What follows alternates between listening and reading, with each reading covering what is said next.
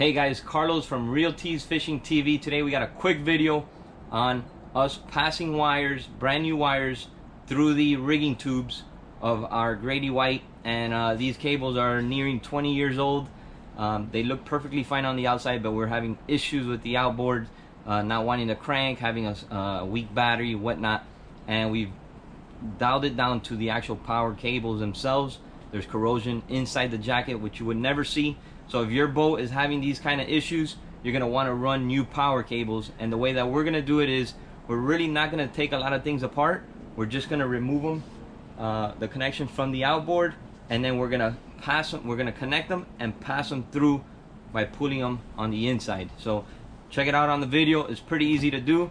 You're gonna want at least 2 people to kind of help you push and pull. And check it out. It's pretty easy to do. You can do it yourself. We're gonna get the old cable and the new cable, and we're gonna marry them just like this and put a tie wrap through them.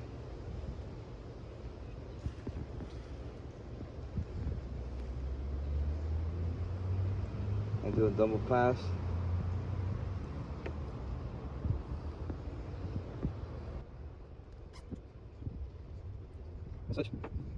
Put it nice and close.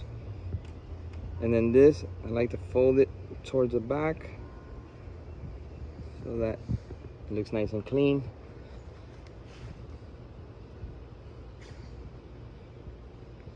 And the tape just helps it become more streamlined,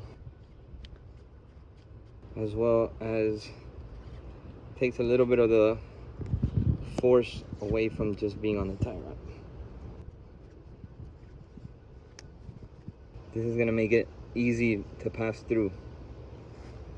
We're gonna do the same on this side.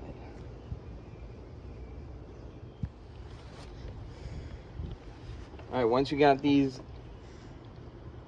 with the electrical tape, I like to just spray this area here with a little bit of lubricant,